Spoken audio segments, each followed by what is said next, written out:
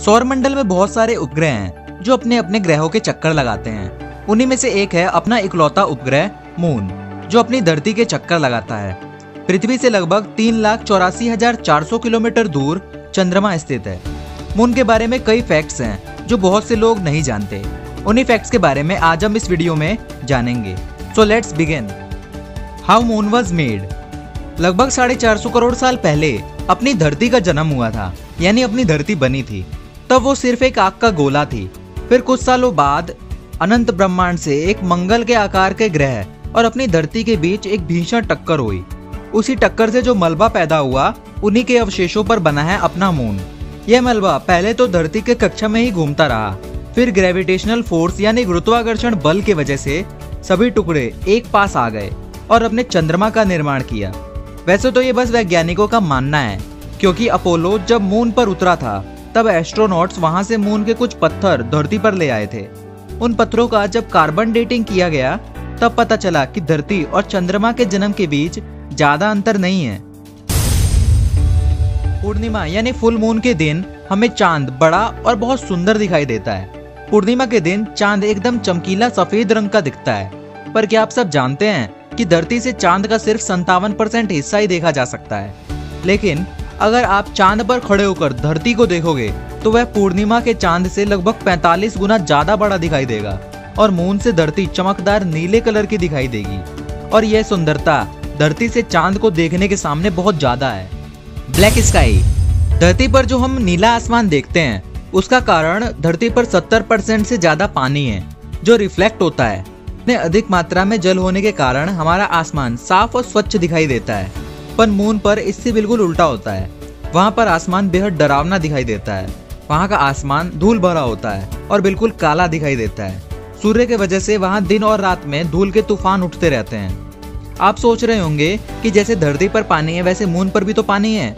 Moon पर पानी तो है, पर इससे वहाँ का आसमान नीला नहीं दिखाई देता, क्योंकि वहाँ पानी ठोस रूप में बहुत ही कम है। Moon will be disappeared soon. Moon के गुरुत्वाकर्षण बल के वजह से वो धरती से हर साल 3.78 सेंटीमीटर दूर जाता जा रहा है। आपको 3.78 सेंटीमीटर बहुत कम लग रहा होगा, पर समय के साथ साथ ये बहुत ज्यादा हो जाता है। इस बात का पता आप ऐसे लगा सकते हो कि लगभग 450 करोड़ साल पहले धरती और चांद के बीच की दूरी 24,000 किलोमीटर थी, लेकिन अब वही दूरी 3,84,400 किलोमीटर हो गई है। और मून के दूर होने की वजह से धरती के चक्कर लगाने में उसे ज्यादा समय लगेगा।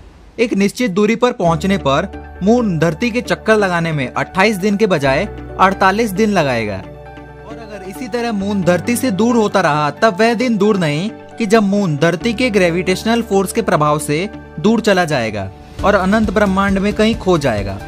तब धरती पर दिन सिर्फ 6 घंटे का ही रहेगा, क्योंकि मून अर्थ की रोटेशनल स्पीड को कम करके रखता था। पर जब अपना मून दूर चला गया है तब रोटेशनल स्पीड में काफी इंक्रीजमेंट हुई है। The moon makes the earth Tide.